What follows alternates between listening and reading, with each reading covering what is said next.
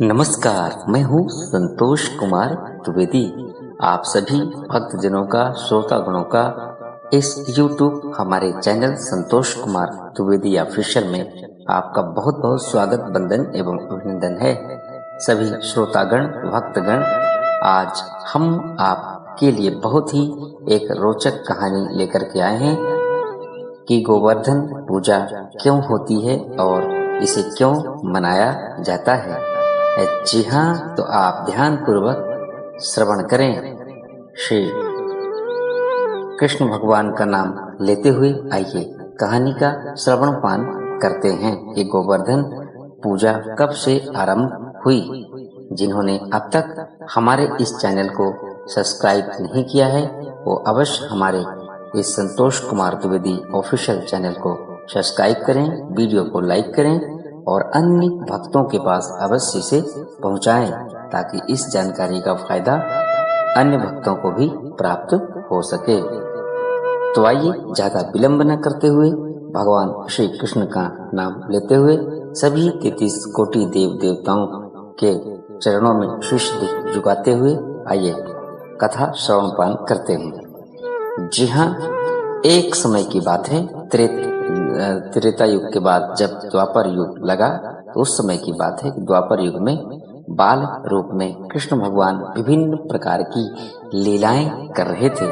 तब उन्होंने क्या देखा कि देवों के राजा देवराज इंद्र को काफी घमंड हो गया था और देवराज इंद्र के घमंड को चूर करने के लिए जो है यानी समाप्त करने के लिए भगवान श्री कृष्ण ने एक बहुत ही अजब गजब लीला रची। जी हाँ, आप शाम को गैया को चरा करके जब वो घर आए तो क्या देखते हैं कि सभी गोकुल वासी नए नए प्रकार के व्यंजन यानी पकवान बना रहे हैं। तब भगवान श्री कृष्ण ने अपनी माता यशोदा से पूछा, मैया ये किस खुशी में ये नए नए प्रकार के व्यंजन यानी पकवान बनाए जा रहे हैं, आप कारण बताइए। तब माता यशोदा बड़े प्रेम से लल्ला के सर पर हाथ रखते हुए मुस्कुराकर बोली, लल्ला तुम्हें पता नहीं है, कल जो है हम सभी लोग देवराज इंद्र की पूजा करेंगे और देवराज इंद्र की पूजा की तैयारी के लिए ही नए नए पकवान बनाए जा रहे हैं। तब भगवान श्री कृष्ण ने कहा, मैया देवराज इंद्र की पूजा क्यों करते हैं। तब माता यशोदा ने कहा कि देवराज इंद्र वर्षा के देवता है, उनकी पूजा करने से अच्छी वर्षा होती है, अच्छी फसल होती है और भूमि उपजाऊ हो जाती है, इसलिए हम सभी देवराज इंद्र की पूजा करते हैं। उसी समय नंदराज भी आ गए, नंद बाबा आ गए और बोले, हाँ कान्हा, हम सभी लोग सदियों से अच्छी वर्षा करने के लिए देवराज इंद्र की पूजा करते हैं। तो यह पूजा दीपावली के दूसरे दिन की जाती है, कार्तिक माह में। जी हाँ, तब भगवान श्री कृष्ण ने कहा, देवराज इंद्र तो अत्यंत क्रोधी स्वभाव के हैं, यदि हम उनकी पूजा नहीं करेंगे तो क्या हो जाएगा। तब नंदराय यानी नंद बाबा ने कहा, लल्ला यदि हम उनकी पूजा नहीं करेंगे तो हमारी सारी जमीन बंजर हो जाएगी। तब भगवान श्री कृष्ण ने कहा, बाबा ऐसा कुछ नहीं होगा, हमें देवराज इंद्र की पूजा के बदले हमारे गोकुल में जो गोवर्धन पर्वत है उसी की पूजा करना चाहिए, क्योंकि वह पर्वत हम सभी की हमेशा रक्षा करता है और उसी पर्वत तले हमारे सभी पशु यानी गैया चरती है, गैया को चारा मिलता है और लोगों को शांति मिलती है। इसलिए अब इंद्र के स्थान पर गोवर्धन पर्वत की ही आप सभी पूजा करें।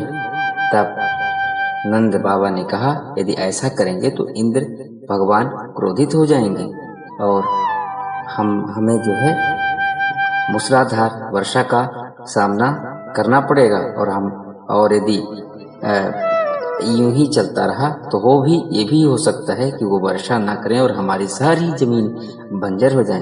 तब भगवान श्री कृष्ण ने कहा, ऐसा कुछ नहीं होगा, आप सभी विश्वास रखें। गोवर्धन देवता की आप पूजा करेंगे, वो प्रकट होकर के आपको दर्शन भी देंगे और आपके सभी उपहारों को स्वीकार करेंगे।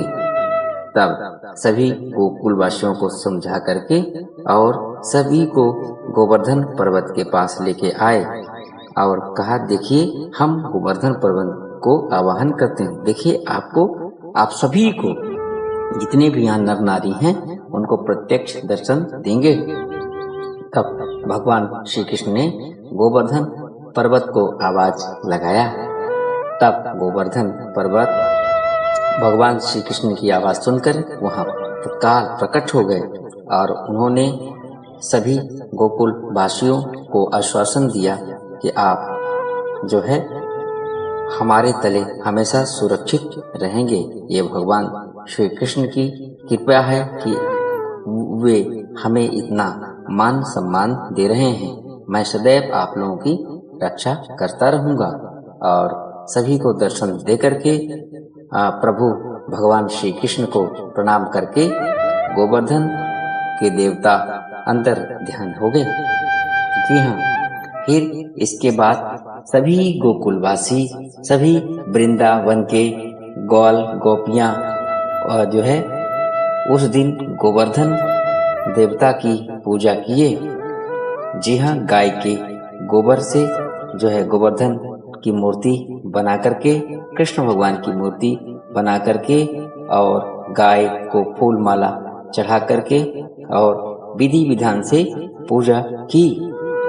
और तभी कई जगह यह बताया जाता है कि वहां नारद मुनि प्रकट हुए और नारद मुनि ने गोवर्धन की पूजा करते देख करके वहां तत्काल इंद्र के दरबार में पहुंचे और उन्होंने कहा, इंद्र, आज आपको पता है कि अब गोकुलवासी आपकी पूजा नहीं करेंगे, ये गोवर्धन पर्वत की पूजा कर रहे हैं। यह सुन करके इंद्र भगवान यानी इंद्रों के देवताओं के राजा इंद्र अत्यंत क्रोधी हुए और उन्होंने कहा, अच्छा, मेरे रहते हुए इतना साहस कि गोकुलवासी मेरी पूजा छोड़कर गोवर्धन की पूजा कर रहे हैं।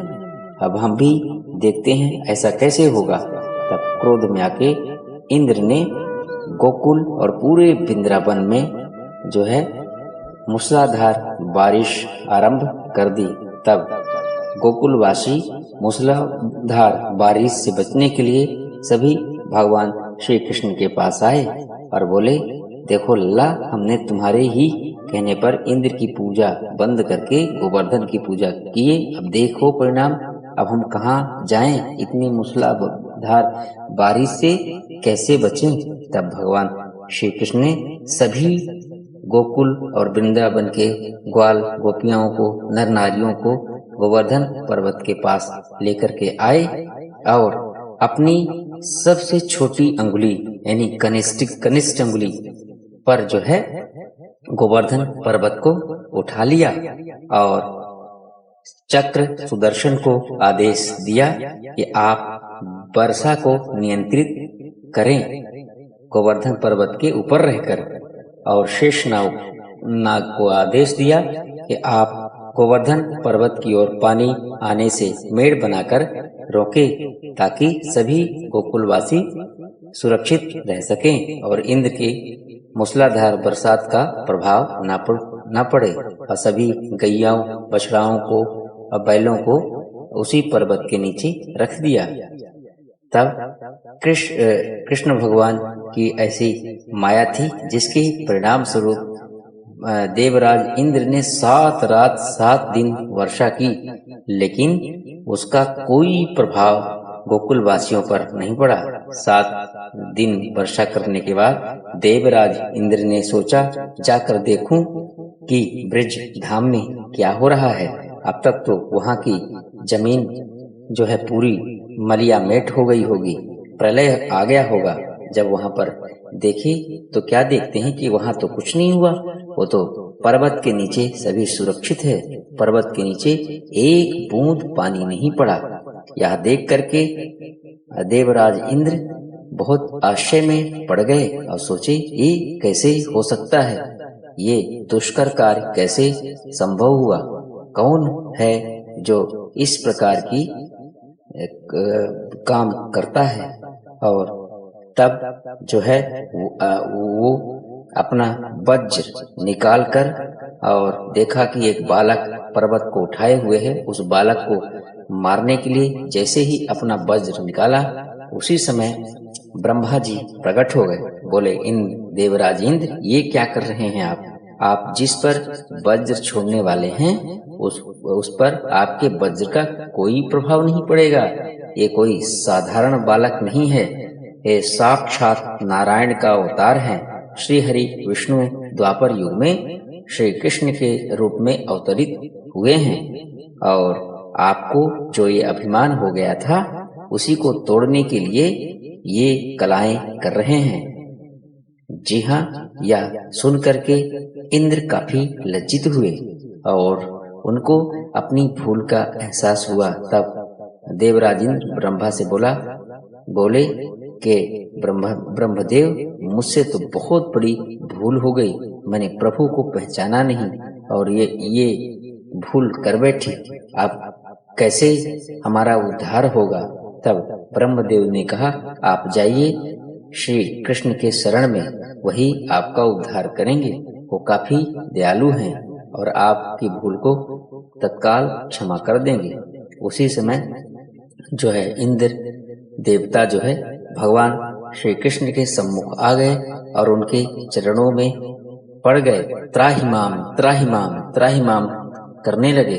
बोले, प्रभु आप हमारी रक्षा करें, हमसे बहुत बड़ी भूल हो गई, अनजाने में हम आपको पहचान नहीं सके, इसलिए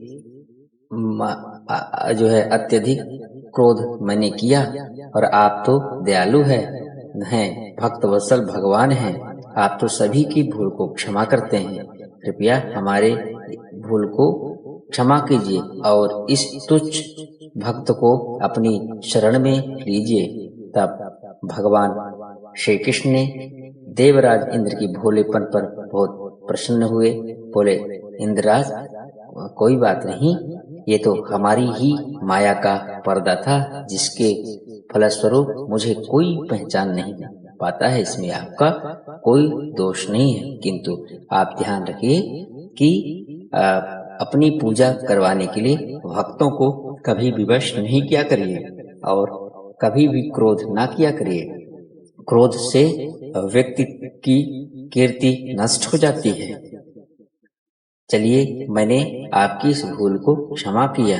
तब देवराज इंद्र ने एक और निवेदन किया, प्रभु मुझे पता है कि आप द्वापर युग पर जो है अत्याचार का नाश करने के लिए, धर्म की स्थापना करने के लिए इस धरती पर अवतरित हुए हैं, तो मेरा एक अंशा अवतार इस द्वापर युग में जन्म लिया है, जो कि कुंती पुत्र अर्जुन के नाम से जाना जाता है।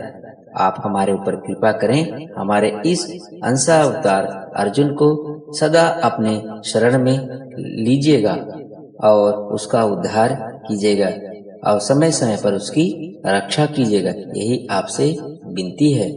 तब भगवान श्री कृष्ण ने कहा, तथास्तु, ऐसा ही होगा, अब बिल्कुल निश्चिंत रहें। और यह कह करके देवराज इंद्र वहां से अंतर्ध्यान हो गए। तब से ही जो है सभी ब्रजवासी गोवर्धन देवता की पूजा करते हैं और उसी दिन से पूरे संसार में गोवर्धन पूजा की जाती है। जी हाँ, बोलिए श्री कृष्ण भगवान की जय, गोवर्धन देवता की जय। जय जय कृष्ण भगवान, जय जय सीताराम, जय जय सभी 33 कोटि देवताओं का जयकारा लगाते हुए मैं आज का प्रसंग यही समाप्त करता हूँ। आशा ही नहीं, अपितु पूर्ण विश्वास है कि आप लोगों को यह प्रसंग अवश्य पसंद आया होगा। नमस्कार, धन्यवाद।